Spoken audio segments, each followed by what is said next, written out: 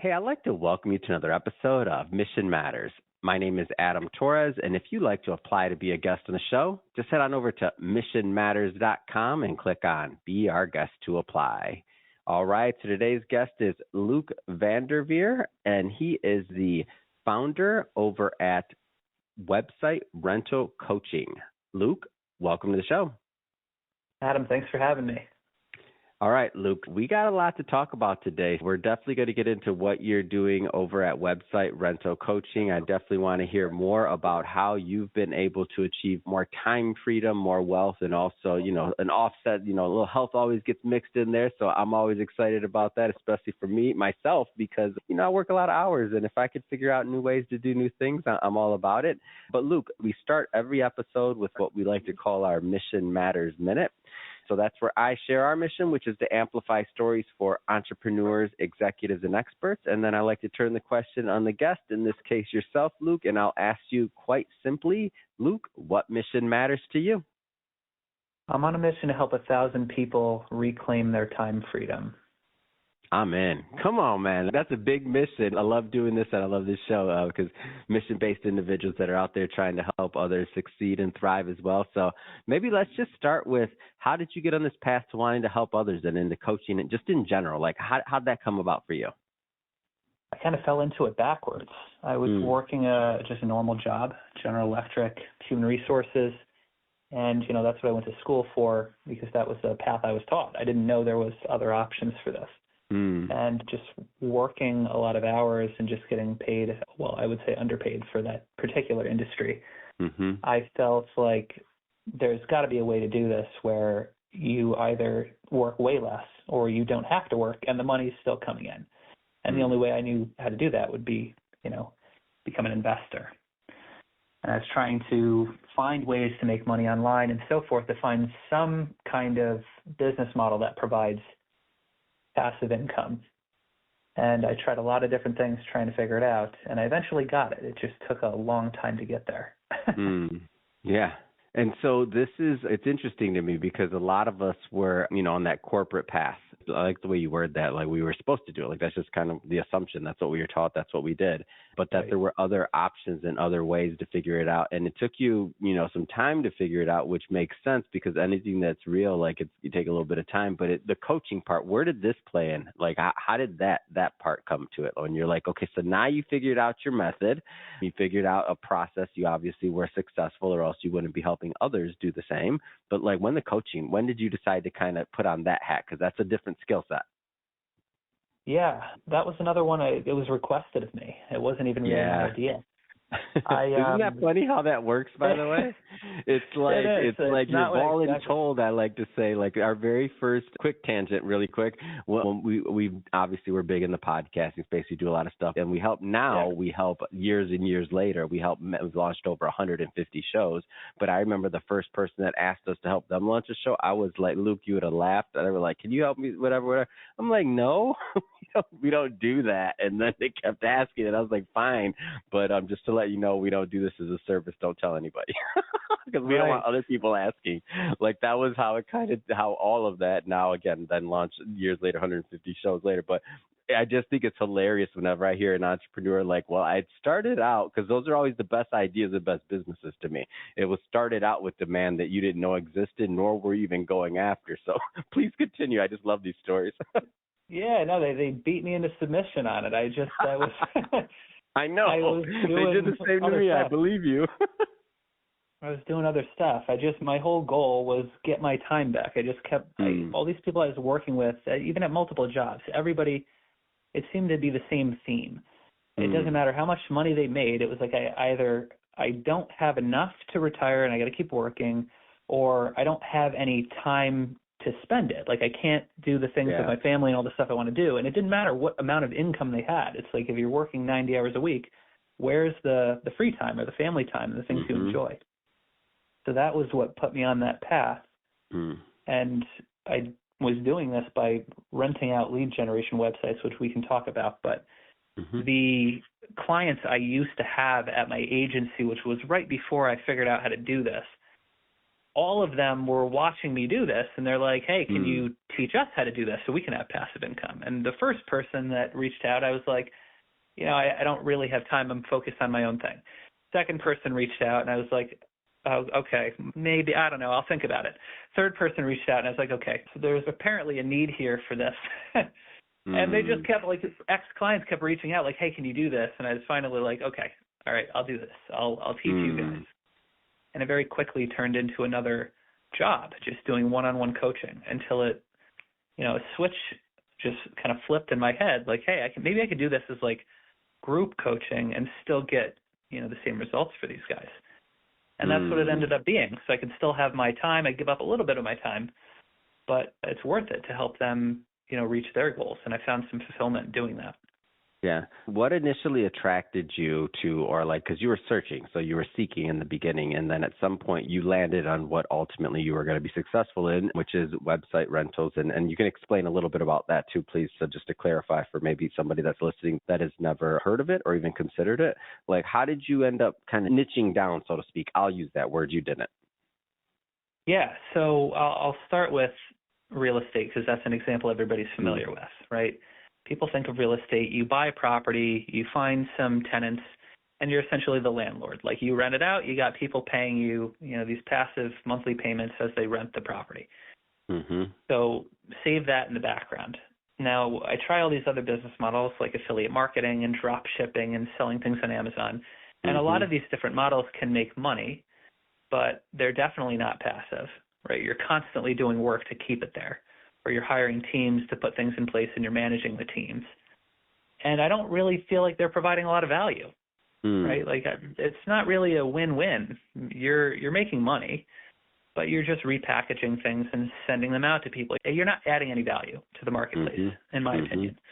And I eventually came across SEO, which is taking websites and just making them visible in Google so they're valuable, so people see it, right? Moving people's websites up to the top of the search. And when I found that, I was like, wow, now this is cool because you're actually adding value. You're helping a business owner make more money, and you make money when they make money. And I was like, that's great. So that's what I started doing. But then I realized that it's still not solving the time problem because I'm working on these clients' websites, and they're making a killing. But once they're at the top, they don't need you anymore. So they get rid of you, or, you're constantly getting requests at all hours of the night and day, 7 days a week. Hey, fix this, fix that, fix this. Not a fan. So I immediately started building websites. So this is what I do now. Building websites. I make the websites generate leads by getting them to the top of the search engine. And then I rent the website to a business owner. So I'm basically treating the website like real estate. I'm like a digital landlord, if you want to call it that. So instead of me working on, say, a plumber's website for him, I'll just build a plumbing website myself, and I'll get it to the top for that market, and then I rent him the space. So he'll pay $2,000 a month, $3,000 a month, whatever it is, and I will send him all the customers that come in. So it's a win-win for everybody. The plumber gets $20,000, $30,000, $40,000 worth of work. I get my $2,000 to $3,000 a month passively, and whoever the plumbing customer is gets a good company that I've vetted. That makes so much sense when you say this. And then, so at first when you created this, you could do it for yourself. When did this concept of, let's take it one step further. Initially, I'm guessing you didn't know if you could help others kind of get involved in this business, yeah? Like obviously you're testing in the beginning, or am I off on this? You're just like, oh yeah, I can duplicate this. I mean, I was never a teacher, so I was like, I don't know if I can teach this to people. I was like, I know I could do it because I've done it a bunch of times. But I was like, can I help other people? Pressure, right? Yeah, I was like, I'm not going to take money from somebody unless I know for sure I can help them. Yeah. So I was like, I don't know, I could try. What have you found for those that have become like successful that you've been able to duplicate? Like, were there any traits or were there any like things that made certain people more successful than others where you're like what stands out? And the reason I'm asking this question, by the way, is at the end of this interview, I'm going to give you the opportunity to leave a website and that kind of things. And there's some people that'll want to, follow up and learn more. There's only so much you can cover in a, 20-minute podcast interview, but sure. Like, I want to make sure that the right people are connecting too. And that that little thing in the back of their mind goes up like, hey, maybe this is the thing I've been looking for. Yeah, I mean, I think it's the no quit attitude and that mindset of like, this is what I want and I'm going to do whatever I got to do to get it. Yeah. And as long as you don't give up, you get it. And I love that about a lot of the people that I've had the opportunity to work with, right? Because even if you have the perfect roadmap, everybody looks at information through their own lens. So there's always going to be some nuance, and there's always going to be issues that come up along the way. It's never a straight path to the top, right? It's going to be zigzags and all over the place. But as long as you're going in the right direction, and for me, I think the important thing was me having coaching along the way from other people to help me, that extra assistance to get you there just makes it that much faster and that much easier to get what you want. It's amazing. Do they have to be super tech savvy? Is that a piece of this deal? Or? No, not at all. At least with the people I've worked with, specifically the people I've coached.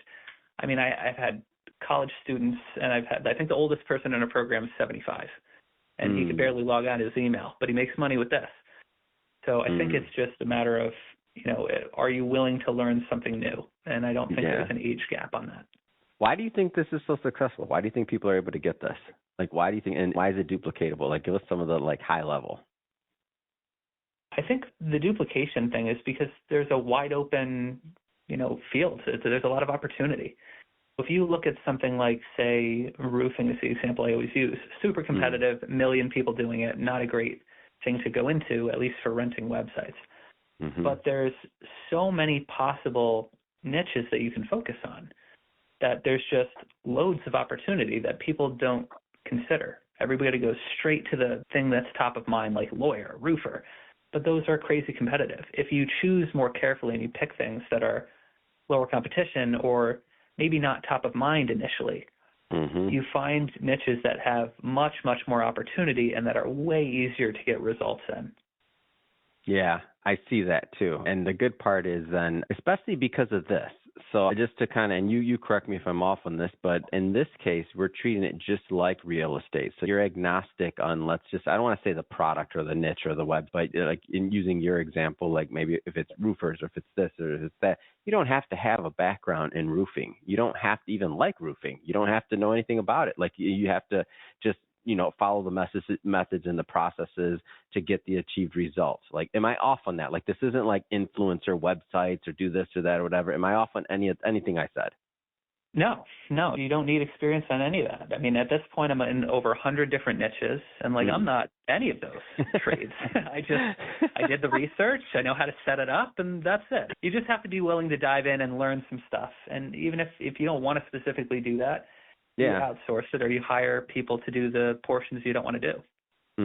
Amazing.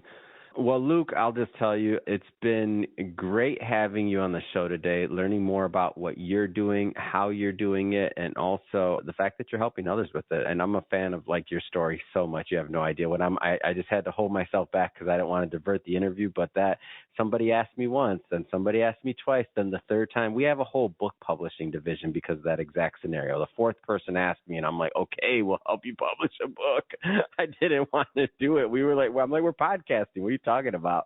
So I love it. And this is how I know, what you do is helping a lot of people because I've seen it from not just our company, but other people that have been in similar situations. I see the website rentalcoaching.com. Well, is that the best way for people to learn more? And also, how can they follow you? Give us some of that piece of it.